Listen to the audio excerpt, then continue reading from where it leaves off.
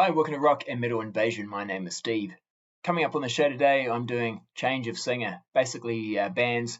Looking at bands in my collection where they've actually recorded an album and then on the next album have a change of vocalist. And when you change a singer, that's quite a big thing, isn't it? Because the singer, the vocalist, quite a major part of the band's sound.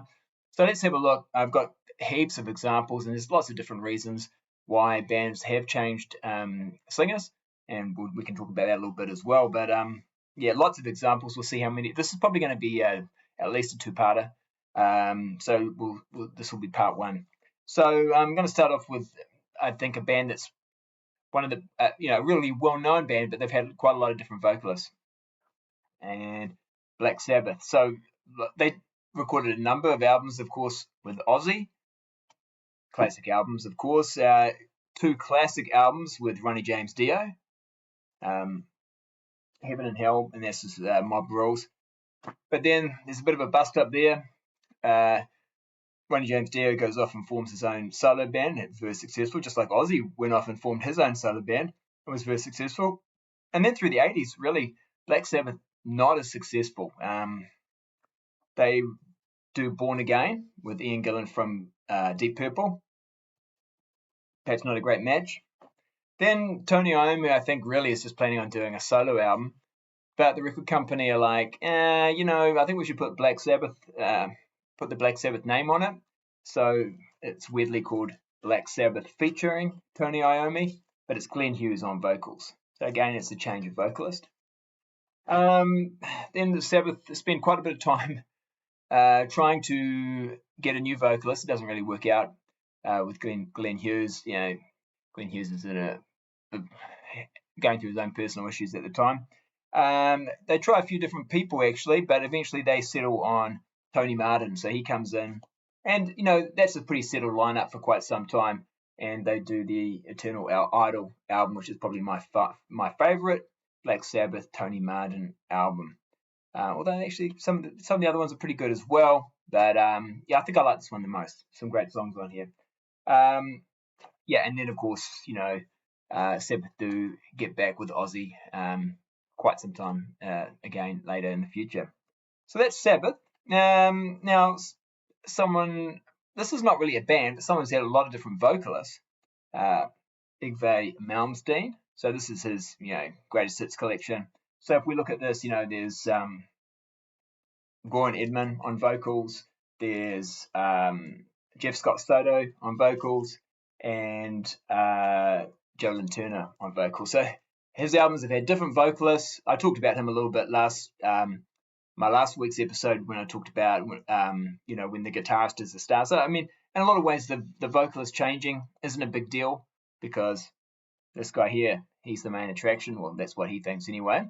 And he's probably true, right? Like this is people buying these records, probably buying these records for his guitar playing, and but there's some good songs on here, and the vocalists are fantastic as well. So good songs, but I don't really think it really made that much difference when the vocalist changed, and he's even doing Malmsteen's even doing his own vocals now.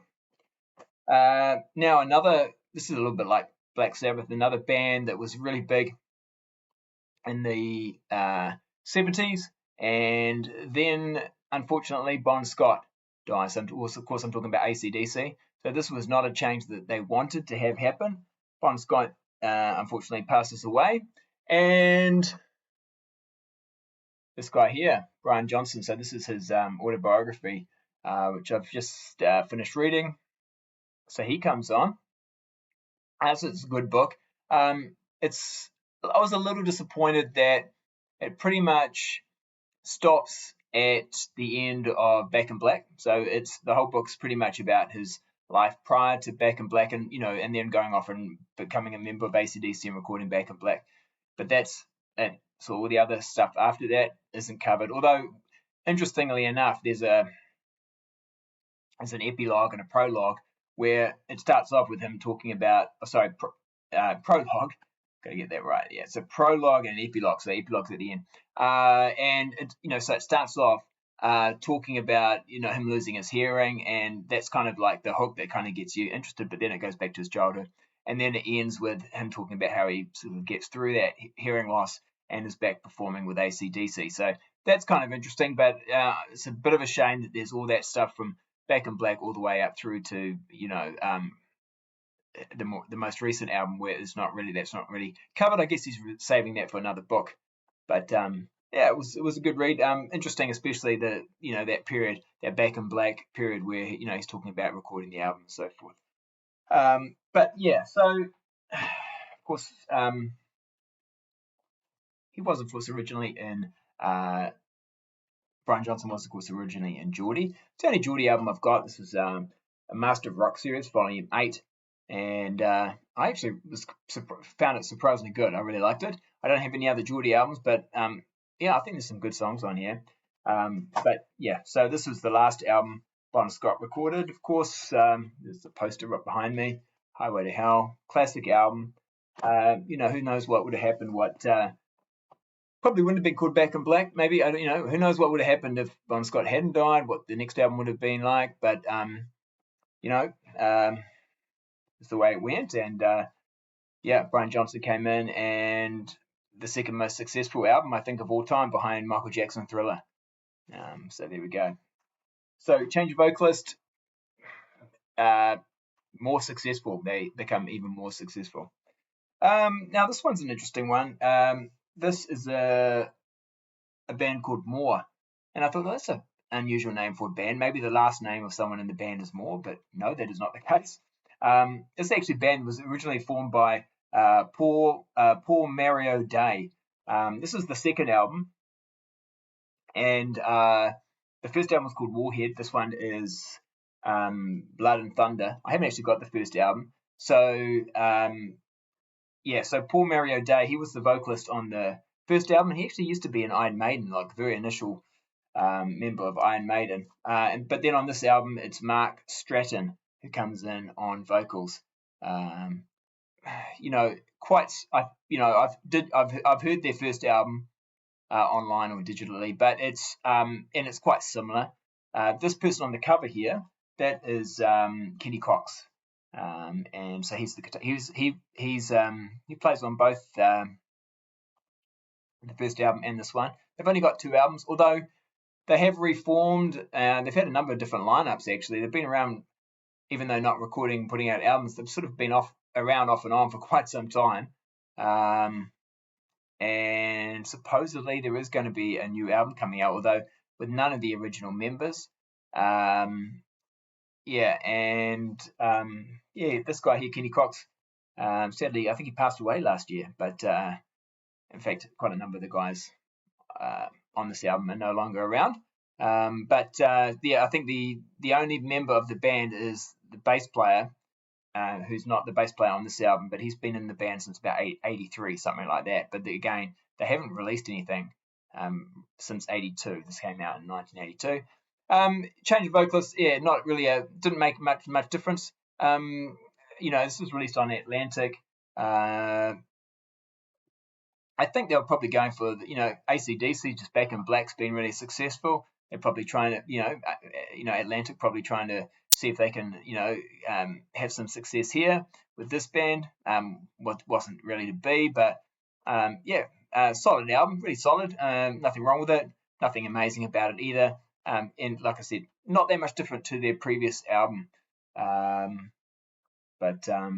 we go, More. Now, kind of going back into that Malmsteen kind of territory a little bit here again, and of course my last episode was about when the guitar is the star, and so this is Ted Nugent. So he's had a number of different vocalists. This is one of my favorite Ted Nugent albums. Sometimes Ted Nugent is in fact doing the lead vocals, and he does on some of the songs on here, but also some of the songs on here done by Brian Howe, and he has a fantastic voice. And interestingly enough, this album is produced by Ashley Howe, but they are not related, so it's just a weird coincidence. And Ashley Howe, I think, somehow heard about Brian Howe, brought him into the band, and suggested that to Ted maybe he'd do some vocals on the album, and there's some really good songs. But I think there were a few they didn't perhaps get along that well. I heard that there was some disagreement about songwriting and so forth. The opening song, Tied Up in Love, is a great song, but I don't think Brian Howe got any songwriting credits for it, and I think he feels like he should have. Anyway, so he leaves and actually joins Bad Company. So again, another case of a change of vocalist. So this is Fame and Fortune is the album he joined them on in '86. This is from '88. He comes in '86, but this is the second album he's on. I don't have Fame and Fortune. Not a big fan of that one, but I like this one, Dangerous Age, and then one of the better ones that he did with Bad Company, Holy Water. So, like I said, I think he's got fantastic vocals. He also did Here Comes Trouble as well. Again, sadly, no longer with us, but passed away a few years ago. But yeah, fantastic vocalist. It's interesting too, though. I think sometimes the Brian Howe era is sort of not looked on that favorably. I understand the Paul Rodgers era is the classic era where they probably were more perhaps successful, but more well known. But he really got the band going again in the '80s and kept them going a little bit through the '80s, and they did have some success. So I think it's good to remember that and remember the things that he contributed to that band. All right, let's get some more. So I've got quite a stack here, so we'll just see what we can get through. Now, change of vocalist again. This was quite a well-known one. So Brittany Fox, they had Dizzy Dean Davidson on vocals for this album. This is their second album, but Dizzy Dean Davidson then went off and formed Black Eyed Susan. It's more of a bluesy, really emphasizing on the bluesy hard rock sound. But Brittany Fox decided to stay together and get a new vocalist, and they got Tommy Paris, and they went kind of the opposite way. They went more heavier. They went more the metal, hard rock, heavy, that sort of heavier. They got heavier, I think, on this album. I wouldn't call it particularly bluesy. This is more just a good straight heavy hard rock album. Zakk Wylde actually features on a song, I think, here too. And it's quite different to the first two albums, which sound a little bit more like, Cinderella, because a couple of members from Brittany Fox were originally in Cinderella. But yeah, and for some people, this is their favorite Brittany Fox album. But, and then Tommy Paris sticks around and does do another album with them later on, but that comes sort of in the late 90s. And that's pretty much it for Brittany Fox. Tommy Paris was in bands prior to this and has formed and done solo, I think, albums after this as well. But solid album, but like I say, quite different really, I think, to the first two Brittany Fox albums. All right, change of vocalist again.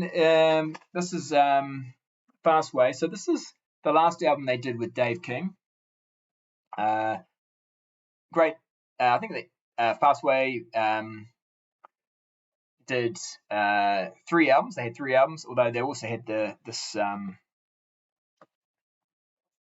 soundtrack album as well, which has Dave King on vocals. But some of these songs have already been released on their albums. Dave King, he leaves the band and he actually goes and forms Kathmandu. It's just this one and done album. Great album, though, really good. And so Fastway, Fast Eddie Clarke, of course,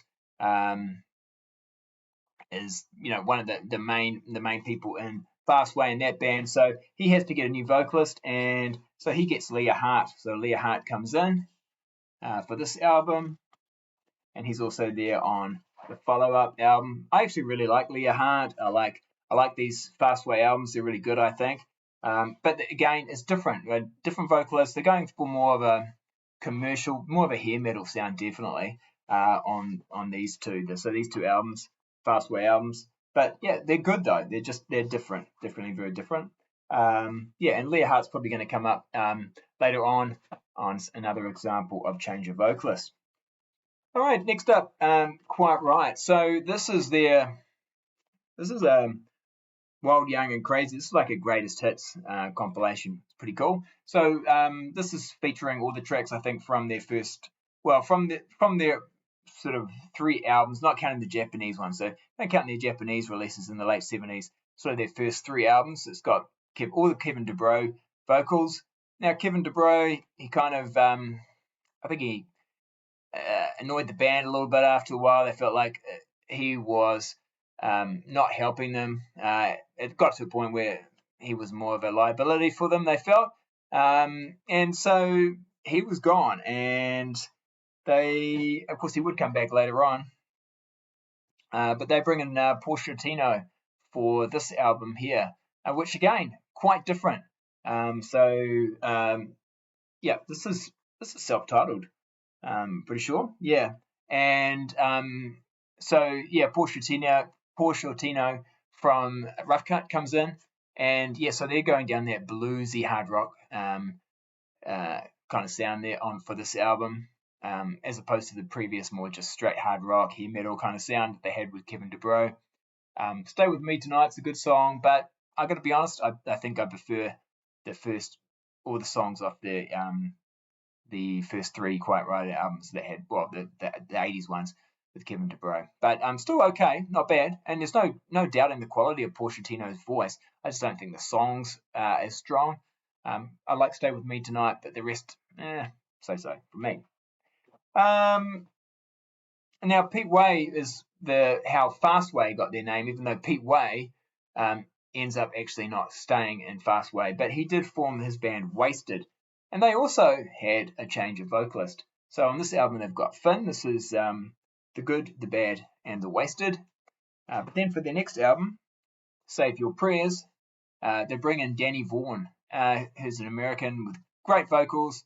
And this is probably my favorite Wasted album, although, the other albums are good too. It's a little bit more commercial, maybe a little bit more in that hair metal kind of territory. This came out in 88, I think, and Out of Control, that would be one of my favorite songs off this album. But yeah, it's you might not have even known, if you're looking here, might not have even known that there was a change of vocalist, but yeah, it's sorry, it's not 88, it is 86. There we go, 86. I just wasn't sure about that. Yeah, so 86. But yeah, Danny Vaughan on vocals. Who then appears later on. He appears on the Taiketo album and's pretty much been a member of Taiketo since then. All right. Next one, change of vocalist. The band Victory. Now, these are great. This is a great German band from the 80s. Now, this is a live album. This is the final album, though, that had Charlie Hun on lead vocals, who I think he'd be, yeah, so he'd been in... He'd also been singing for Ted Nugent, so he'd been on Ted Nugent albums. And then I think he goes on after this and sings for Humble Pie, I think.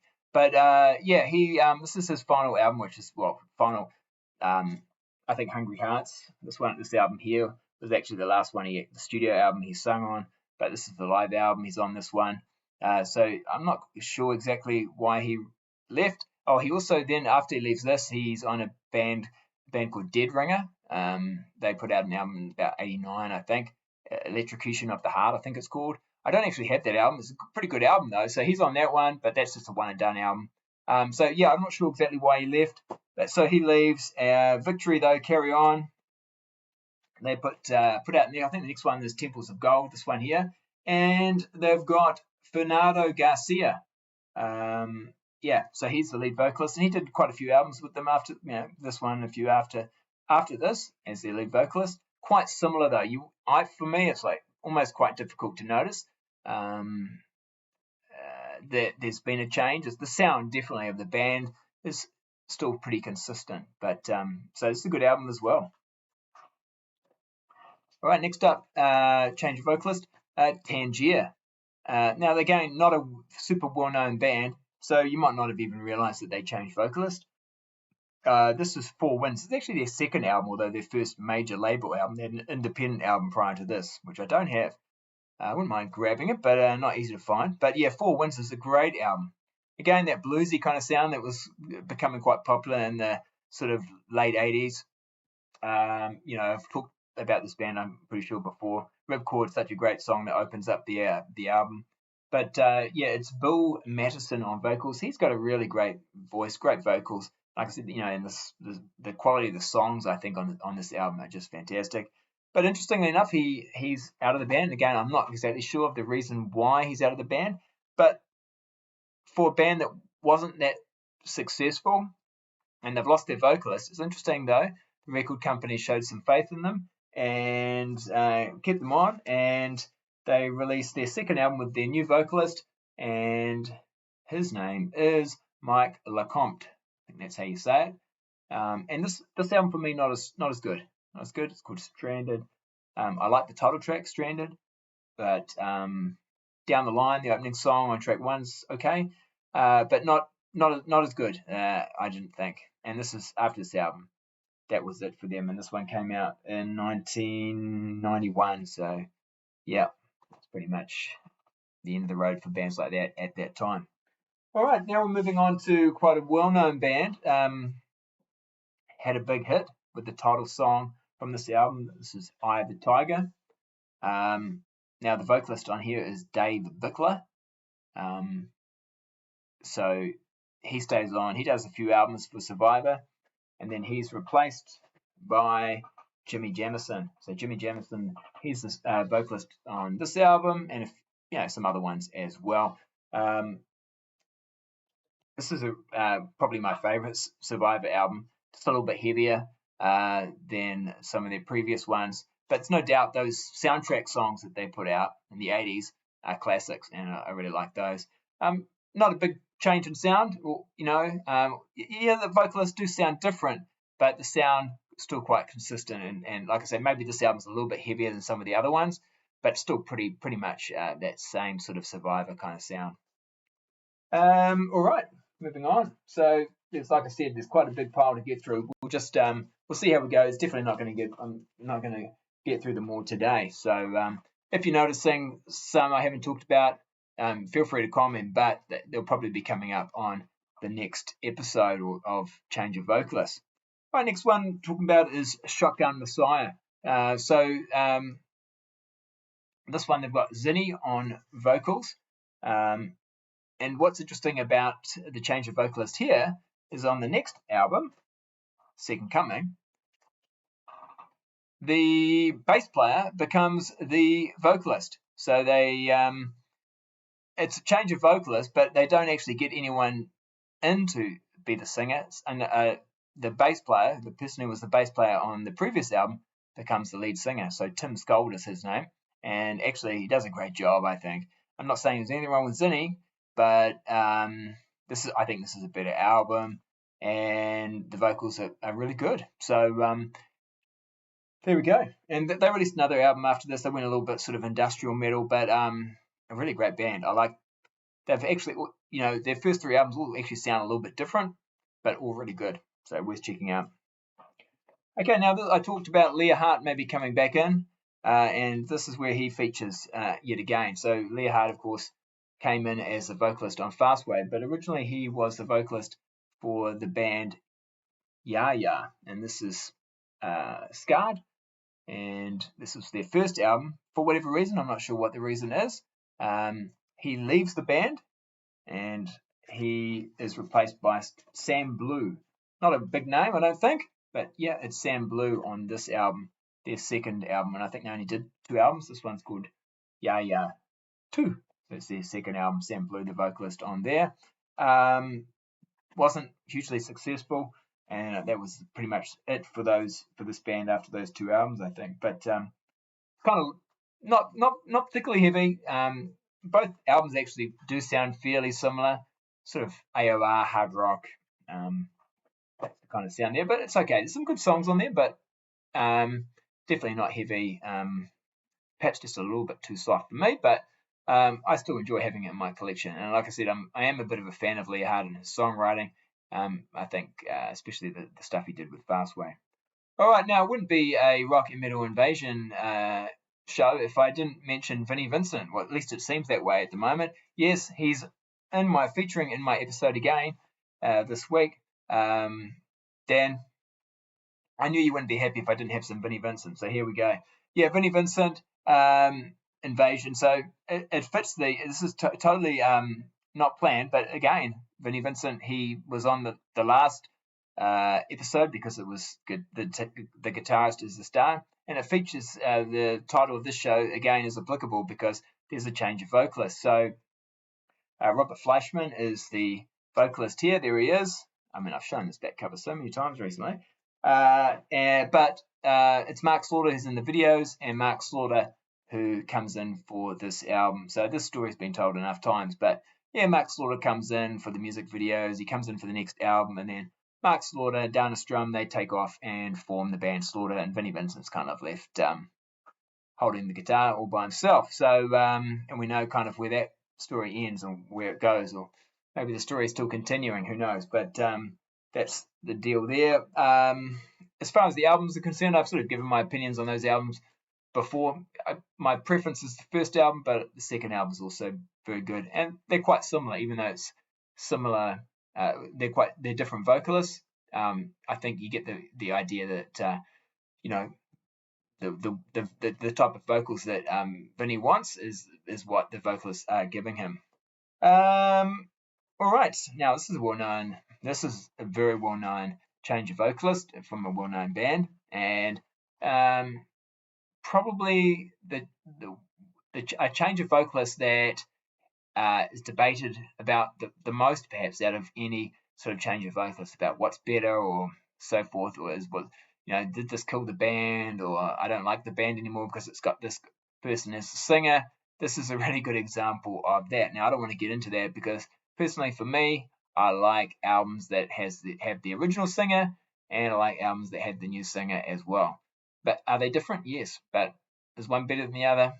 I don't think so.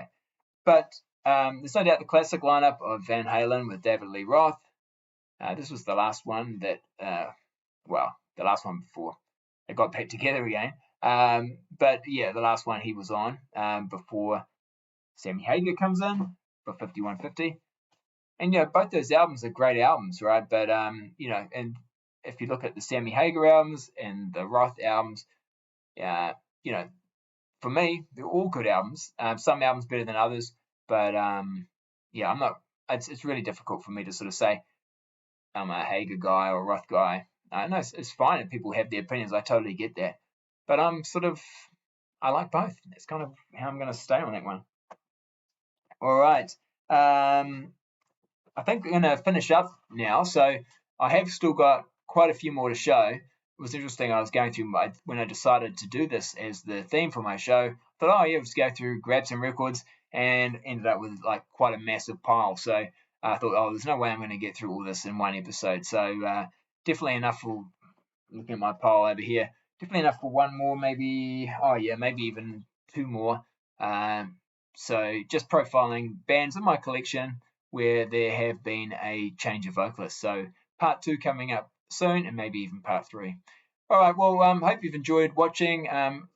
As I like to say at the end of my videos, if you haven't subscribed, please do so. Hit that subscribe button so you know when future episodes come out. It's always great getting comments. Leave your comments, hit the like button, and I'll see you next time. Bye.